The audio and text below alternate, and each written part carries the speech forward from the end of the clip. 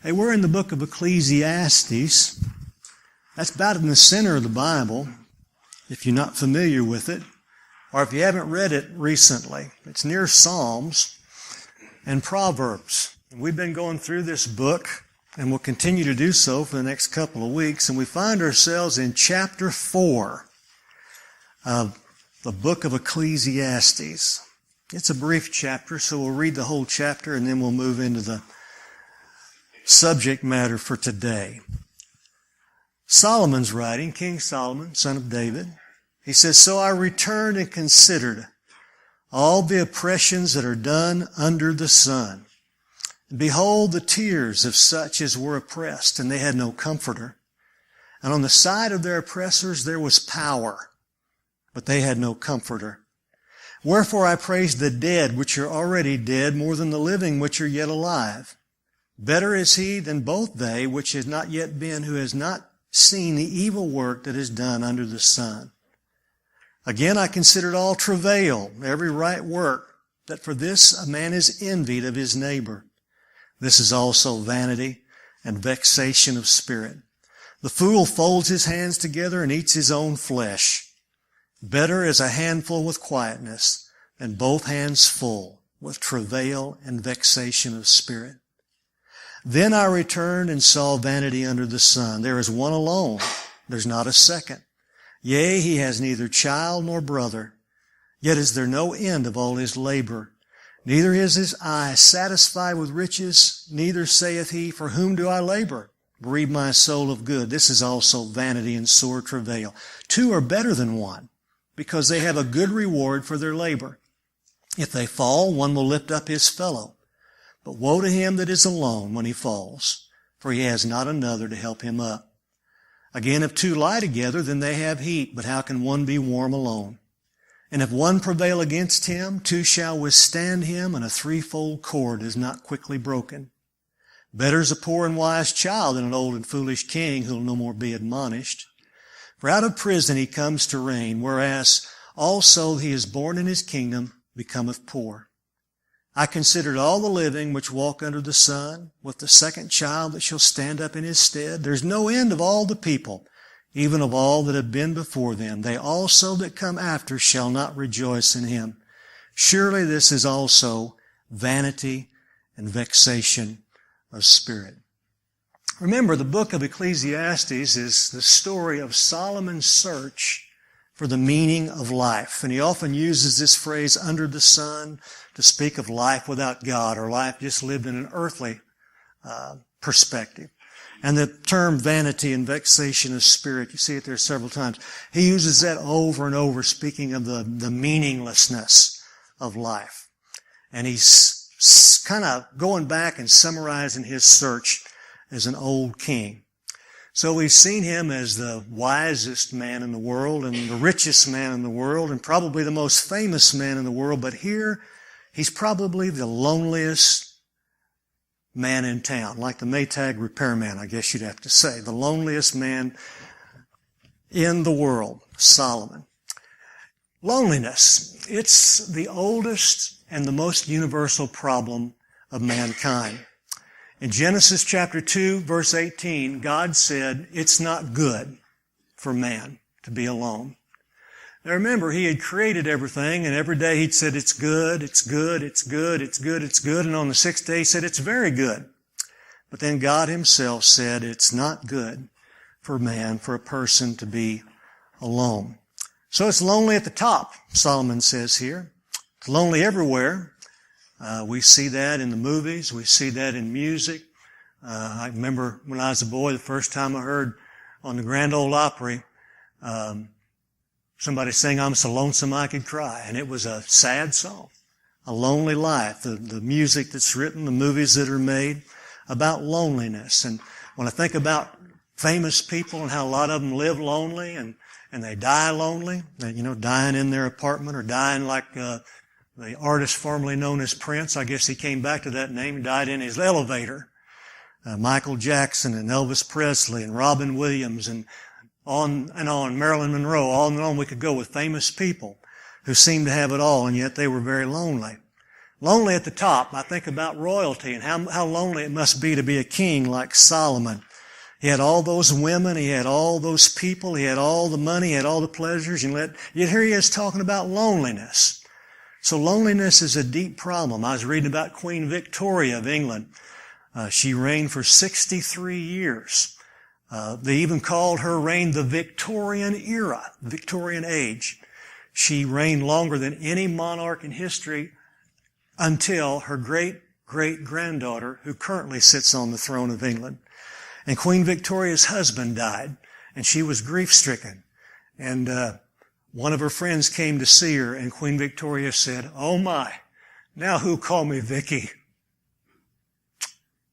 She had everybody calling her the Queen, but she had nobody to call her Vicky when her husband was gone. And the ache, the lonely ache of reaching out to someone and finding no one there. The loneliness that we go through at times in life. And Solomon is talking about this. As we search for meaning in life, and what is life all about, we will have to make peace with an empty chair. We will have to make peace with a photo album. We will have to make peace with a voice that's no longer heard. We'll have to learn how to do that. And it'll be difficult. Census figures tell us that 9 out of 10 wives will be widows. 7 out of 10 husbands will be widowers. And it's this idea of loneliness. And of course, you don't have to be a widow or a widower to be lonely. You could be married right now and be lonely in your relationship. You could be a divorced person and be lonely. You could be a single person and be lonely. The 1950 census said that only 10% of American households were single-person households. In 2000, that number had jumped to 25%.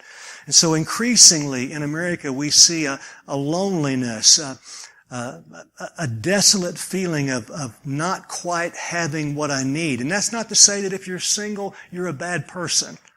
Some people choose singleness, and some people are single for whatever reason. But there's this idea of loneliness that seems to pervade our society. And I'm in nursing homes a lot. And seldom do you find lonelier people than you find in many nursing homes.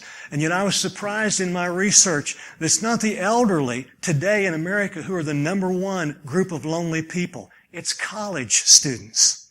College students, according to the American Psychological Association, are the loneliest people. They're rootless, they're fruitless, and they're pursuitless. That's what the article said.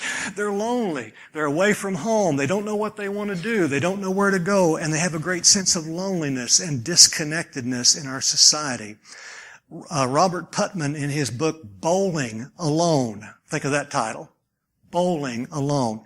He talks about the great fragmentation of American society, and he charts it very adroitly through the decline of community groups. There was a time in America where people joined things.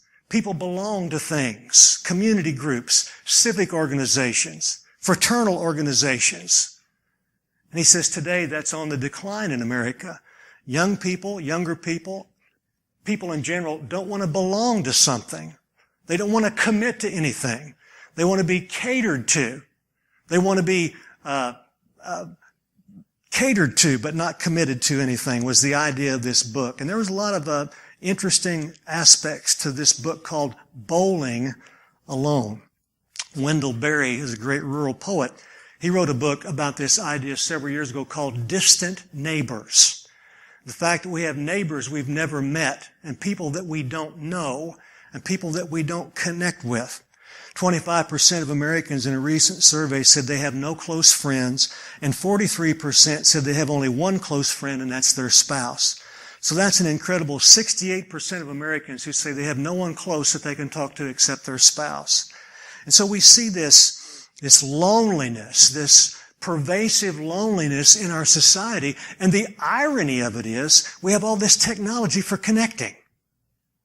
We have emails, and we have web pages, and we have Facebooks, and we have dating sites, and yet people are more lonely today. People admit to being lonelier today, more disconnected today than any time in American history. This loneliness. I guess the Beatles had it right. Oh, look at all the lonely people. Where do they all come from? Oh, look at all the lonely people. Where do they all belong? Bible contains lonely people. The psalmist, if you read the psalm, especially David, he talks about being lonely, even to the point of who cares for my soul? No man cares for my soul. Nobody cares about me. Nobody calls anymore. Nobody drops by. Nobody seems to check up on me. And David talks about that. Jeremiah was told by God, you can't marry. He had to live his whole life in singleness as a testimony to the fact that the people of Israel were going to captivity, and he was lonely and he wept a lot, the Bible says. Ezekiel had a great wife. They had a great ministry together. He woke up one day and God said, I'm going to take her away. I'm going to take her away from you today. And you won't even be allowed to weep as a message to my people. And so he had to walk this loneliness. Elijah was so lonely he wanted to die. He said, Lord, I've served you and nobody else is serving you. I'm the only one that's left. And God said, that's not true. There's 7,000 that haven't bowed their knee to Baal. But at the time, he thought it was all over. We think about the woman at the well. She came to the well every day at noon in the heat of the day because she was lonely. She was ostracized because she'd been married 4 times.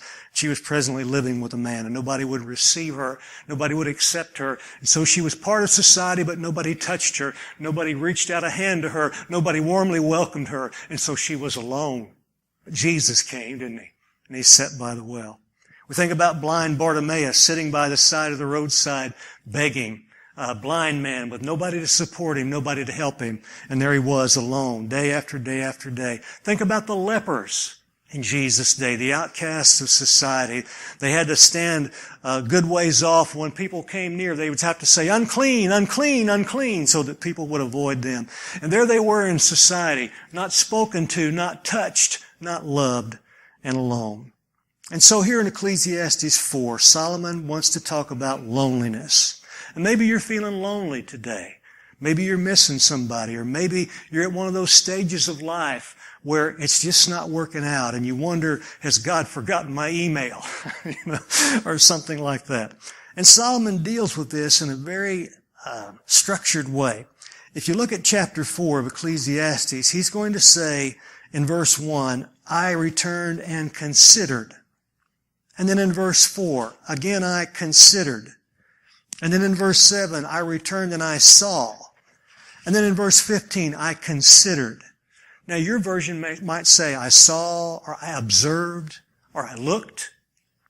Any one of those words is good, but I want you to see those 4 specific signposts. That sort of frames what Solomon's talking about here in Ecclesiastes chapter 4. And he's going to show us 3 causes of loneliness. Now there are many causes. He's just going to throw out 3 that he's thought about. The word considered here means he's looked at it. He's thought about it. He's laid in bed and thought about it. He's sat in his chair and pondered it. And now he's writing about it. He's reflecting on it. This is just something he just noticed and just sort of threw it out there. This is something he's thought about for some time. And it's caused him trouble. Because all through his life, he's seen this causing loneliness. And he doesn't have a solution. But he gives us one, kind of tucked in, beginning in verse 7. We'll get to that in just a minute. Notice first in verses 1 through 3, the loneliness caused by oppression. Oppression. Notice what he said, I considered all the oppressions. That's a very oppressive word. And he says, I saw the tears of the oppressed, and they had no comforter. On the side of their oppressors there was power, but they had no comforter. We don't understand this much in our culture. We live in America, the land of the free, the home of the brave, the red, white, and blue. But in many cultures there are oppressors, and people are born into societies that are oppressive, and they have no help. They have no hope. And it creates a great loneliness, a great sense of meaningless, a great sense of helplessness, a great sense of hopelessness. To be under a tyrant or a dictator or whatever, to realize as a man that you marry and you have your children, and your children don't have any hope of living in much more than a cardboard box. And if you try to buck the system, if you try to challenge the man will put you down. Oppression. And it creates inside a person a great sense of fragmentation and what am I going to do? And that's why so many people want to come to America. Any way they can. Get on a boat, go through a tunnel, whatever I got to do to get there, because there's hope. in America. It's a different sort of culture. Now, I think we're starting to see some of this in America. We think about this Black Lives Matter movement and the shootings that we continue to see of unarmed individuals and the tension that's breaking out, the racial fragmentation and tension that's breaking out. I think we're starting to see some of that in our culture of an underclass or people who feel like they don't have a voice. They've been handed things through entitlement programs, but they've not been given a place at the table. And so we see a great sense of this happening today. The loneliness that happens in society, what day after day after day you wake up with this hopelessness. And that's what he's talking about here. Where that's going to go, I don't know. We're going to elect a president, and that may have a lot to say about it, I don't know. But we see Solomon talking about the fact that loneliness often happens due to oppression. When something happens to us that we have no control over, we have no way to justify it, make sense of it, and lashing out in my loneliness, lashing out in my pain, striking out anywhere I can becomes my only way to be heard. Because on the inside, I ache so much. And so we see the loneliness of oppression. And then in verses 4, 5, and 6, he talks about a second cause of loneliness that we see increasing in society, especially in urban life. Not as much in rural life, but rural life is much dictated to by urban life these days through the media and other messages. And that's the idea of ambition, the loneliness caused by ambition. Now, whereas oppression is not as much noticed in American society, ambition is definitely noticed in American society. We applaud ambition. We applaud people who pull themselves up by their bootstraps. We applaud self-made men and women. We applaud those rags to riches story. We tell people you can be whatever you want to be in America, but there's a price. So he says in verse 4, I considered all travail, that's work, that's labor, that's ambition, that for this a man is envied of his neighbor. So we think about people who climb the corporate ladder. We think about people who want to make money and invest and be self-sufficient and run companies and movers and shakers. And we think about competition and the importance of getting ahead in life and these types of things. But that can create a great sense of loneliness. And I think Solomon felt that as the king. There's a sense of the loneliness at the top when you've achieved or you've accomplished, but you've also distanced yourself from people because you've been so pursuing this and so pursuing that. And we see this a lot in America today. People who are lonely. They have a lot, but they're lonely. They've accomplished a lot, but they're lonely. They're adored, even worshipped, but they're lonely. It's an interesting thing. Notice what he says in verse 6. It's better to have a handful with quietness than both hands full with travail and vexation of spirit. There's a price to pay for overly ambitious type A people. You'll be applauded and applauded and applauded, but you'll go home alone. Nobody to share it with. That's what he's saying. So there's a loneliness that he sees, that he's considered, that causes him trouble as he searches for the meaning of life. The loneliness of oppression and the loneliness of ambition. And then at the end of the chapter, verse 15 and 16, there's the loneliness of isolation. Notice what he says in verse 16, there's no end to all the people. People everywhere. But I don't know anybody. I don't have a friend. I don't connect deeply. I can be at a rock concert and be lonely. I can be at a Busch Stadium and be lonely. I can be in a church service and be lonely. Years ago when I was pastoring in Florida, there was a man that I began to visit with. He was a widower. He was from Boston, and he talked like that. He'd retired. A little bit of an odd duck. I won't mention his name in case he's listening over the internet. But anyway, he knows who he was. And he's one of those people that just didn't quite fit in. You ever met somebody like that? They just don't quite fit in. And so I used to visit with him, and he got to come into church. He'd been in the church years ago, but his wife had died, and he was lonely, and he didn't fit in, and he just sort of dropped out. And so he started coming back to church, and He asked me once, he said that he went to this Lonely Hearts meeting once a month. It was up in the north end of the county where all the singles, the divorced, the widows, the widowers would meet. And he wanted me to come up there and play my guitar and speak. And so I felt kind of, strange about it because I didn't know what I'd have to say to those people. I was in my 30s at the time and my first wife was living, and I didn't know what I'd say to people that had been divorced. I'd never been divorced, or people that had gone through the death of a spouse. I hadn't experienced that, but I agreed he was sure I could be a blessing to him, so I went up there. Well, somehow there was miscommunication, and they met once a month, but once every quarter they had a dance. And he had forgotten when he invited me that it was the night of the dance. So I showed up, and they had a band, and they were playing the music, and they were dancing, Well, I was alone, and I was in my 30s, and all of a sudden there was some women there that thought I was eligible.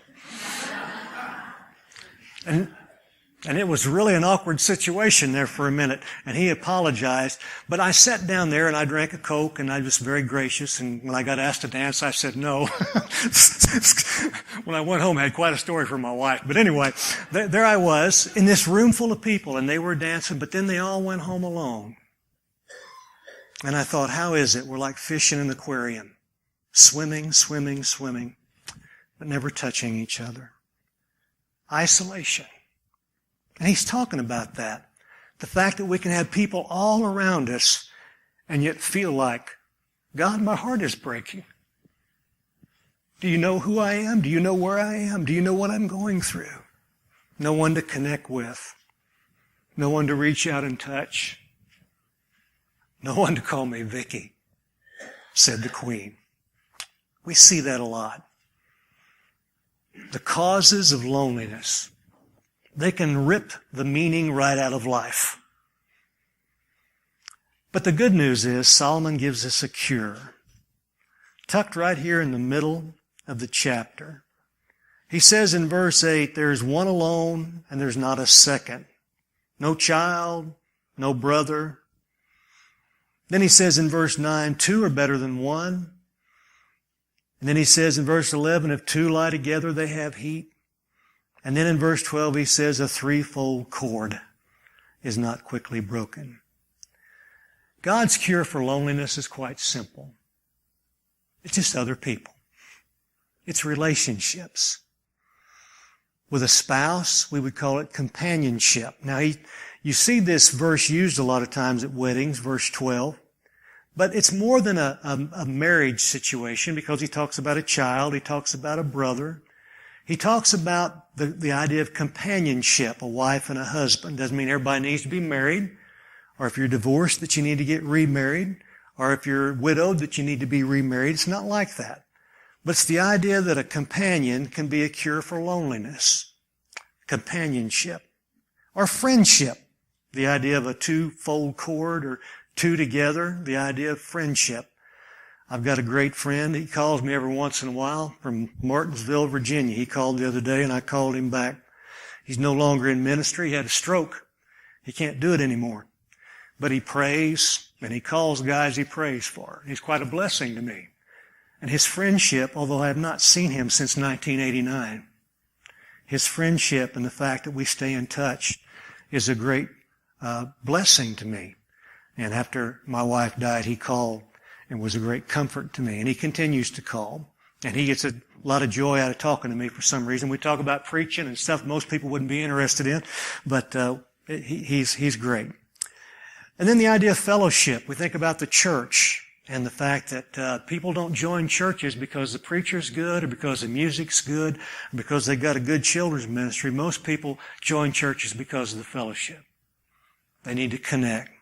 They need to be in a group, a class, a group, or whatever. So what he talks about here in verses 7 through 12, the idea of relationships, the wisdom of others. God puts other people in our lives, and it's our responsibility to discover who those people are. Some people come into our lives for a reason. Some people come into our lives for a season. Some people come into our lives for a lifetime. But we don't know who those people are when they come into our lives. That's why we have to value everybody God gives to us, everybody sends to us.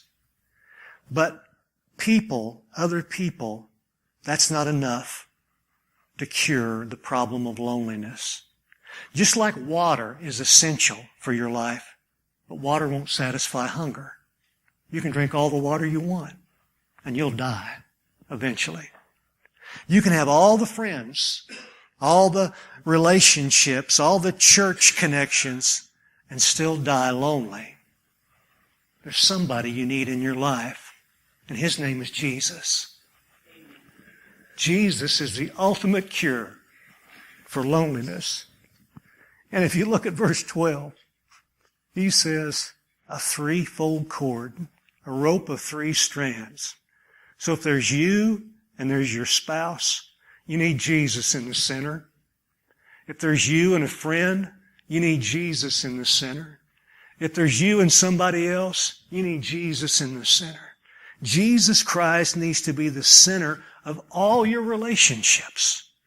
When Jesus Christ becomes the center of all your relationships, the loneliness goes, because you're never, ever alone. Your wife may die. Your husband may say, I'm through with you. Your friend may move to the other side of the planet, but Jesus is going to stay with you. Jesus is going to stay with me. Guess what? He's the only one who can stand you. He's the only one who knows everything about you and says, I'm still staying. I'm not going to abandon you. I'm not going to leave you. I'm not going to forsake you. Jesus came, and can you imagine how lonely He must have felt from time to time? Have you ever felt like I'm the one in a million? There's nobody like me. Nobody understands me. Nobody can figure me out.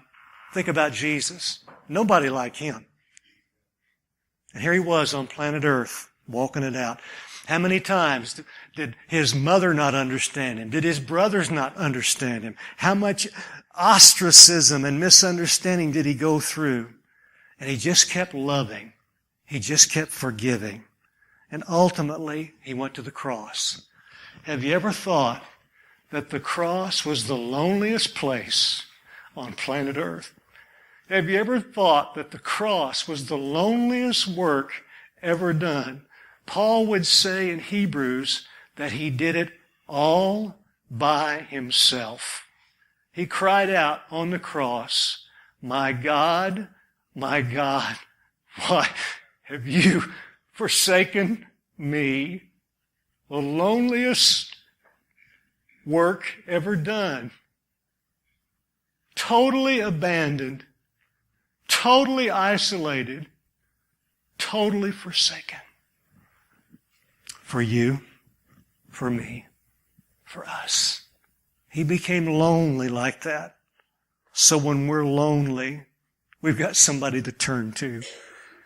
When it's dark in the night, and when my wife was dying, I wrote a song which I'll never sing. But the title of the song was, Only the Moonlight Remains. And as I mouthed those words to myself, God said, you're wrong. I'm still here. And He was. So you need Jesus today if you don't know Him. Or if you've drifted from Him or strayed from Him, you need to come back to Him. You need to make Jesus Christ the absolute center of your life. He's that center strand that'll hold everything else together. Jesus at the center of it all. Verse 12 is what He's talking about there. Because there's a greater loneliness than being lonely here. There's a greater loneliness than being lonely now. And that's the loneliness of eternity. That's the loneliness of hell. No more lonely place, the Bible says, than the loneliness of hell. No more lonely time than the loneliness of eternity. Jesus Christ can save you from that.